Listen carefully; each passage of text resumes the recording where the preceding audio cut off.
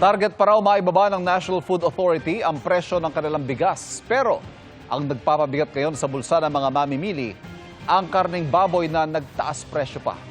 Nakatutok si Von Aquino.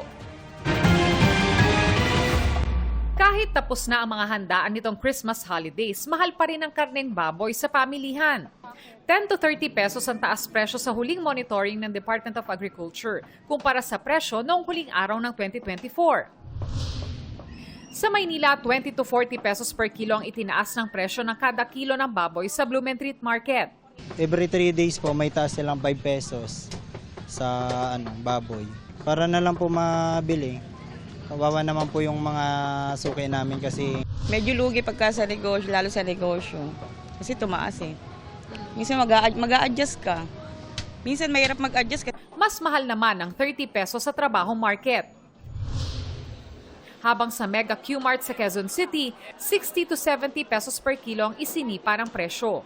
Kinukunan pa namin ng pahayag ang DA kung bakit mataas ang presyo ng baboy pero wala pa silang tugon. Pagdating naman sa nakatakdang deklarasyon ng food security emergency, di lang daw mga consumer ang makikinabang, kundi pati mga magsasaka ayon sa Samahang Industriya ng Agrikultura o SINAG. Kapag daw kasi ibinenta na ng National Food Authority ang mga buffer stocks ng bigas, sa mga local farmers din sila bibili ng pamalit dito. Hindi naman lugi yung magsasaka rin. At bibili sila ng replacement for itong madidistribute sa LGU.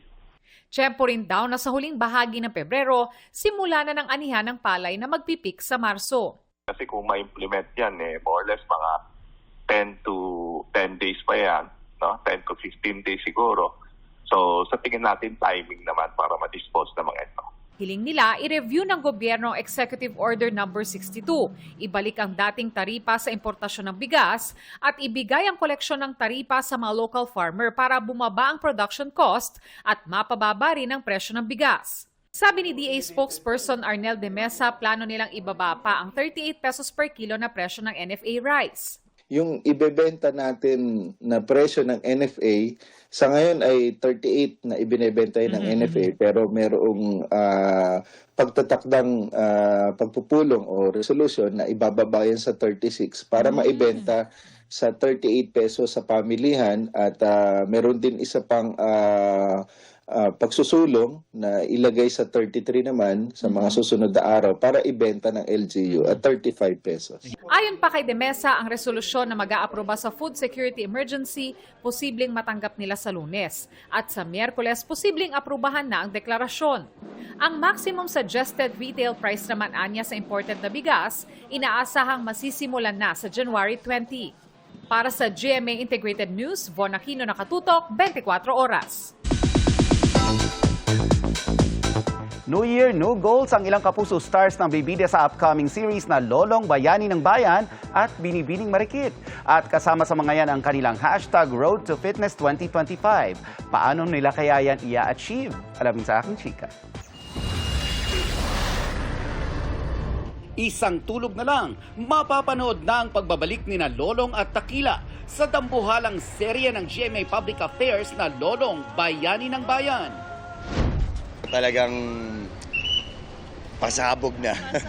As in, iiyak agad, dadanak ang dugo, dadanak ang luha. Agad-agad. Kumbaga wala nang patumpik-tumpik pa kung gaano katindi yung mga eksena na napapanood po nila nung unang season ng Lolong. Grabe, pilot pa lang po, yun po agad ang ibibigay namin sa inyo. Nagbabalik din sa fitness goals sa pagsisimula ng taon ang mga bida ng Lolong na sina Ruru Madrid at Shaira Diaz. Ngayon, naka 2,700 calories a day ako. So, kailangan ko magpa-size ng konti, 200 grams ng protein. Kain ako ng kain actually. Kailangan maka 7 meals a day ako. Ganon kadami. O, kaya mamaya, sa Bulechon, see you. Actually, eto, habang ginagawa yung lolo, nagsistart na mag-diet and all. Pero yung sa fasting, may fasting akong ngayon, naka-fasting ako. Parang yun yung diet na nag-work sa akin. So, yun. Konting sacrifice. si Thea Tolentino na mapapanood sa upcoming GMA series na Binibining Marikit. Sabay na tinututukan ang diet at workout para ma-achieve ang kanilang target body size.